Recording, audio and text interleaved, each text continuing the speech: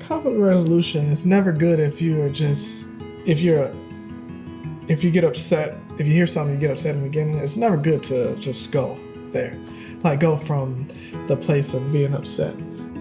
Let the situation diffuse and then go through it in my head and then come back later and say, if I was jacked up, then I'm like, hey, my bad, I was jacked up and this is why, and I'm sorry. Like, pray first, get the emotion out of it, check yourself.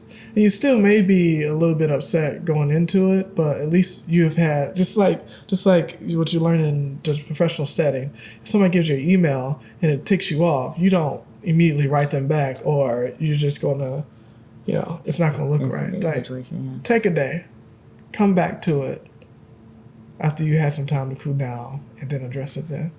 That gets hard sometimes because a lot of times I want to deal with it right away. And I want to get into it and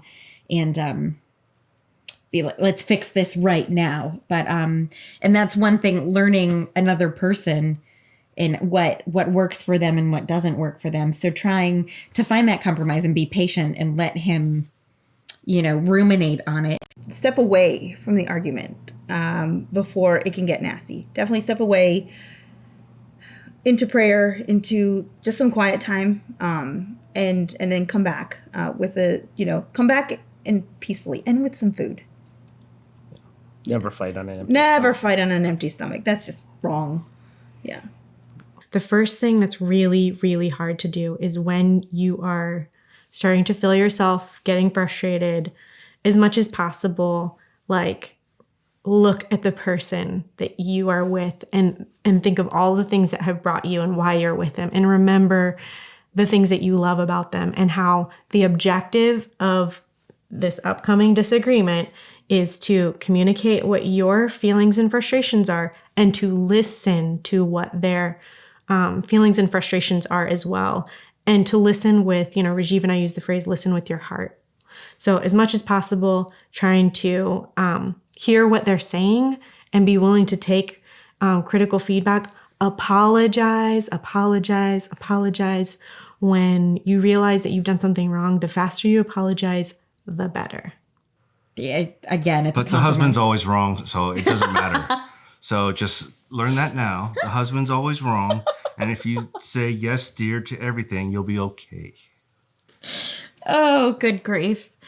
Oh, good grief. One more thing I'll say about conflict resolution is that when you're talking about something that you feel the other person can improve on, that when they bring up something like push back and say, but you do X, is trying to stay on the subject at hand and continue talking about what it is that you're trying to resolve rather than trying to take on everything in your relationship, because a lot of times that'll just be a distracting kind of volley back from the other person, and you're not staying on task. So it's important not to play fair. Yeah.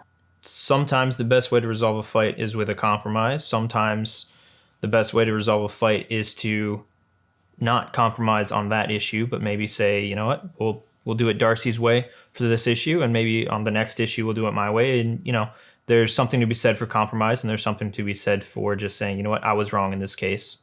Let's do it your way. So number 1, always assume your partner's a good person.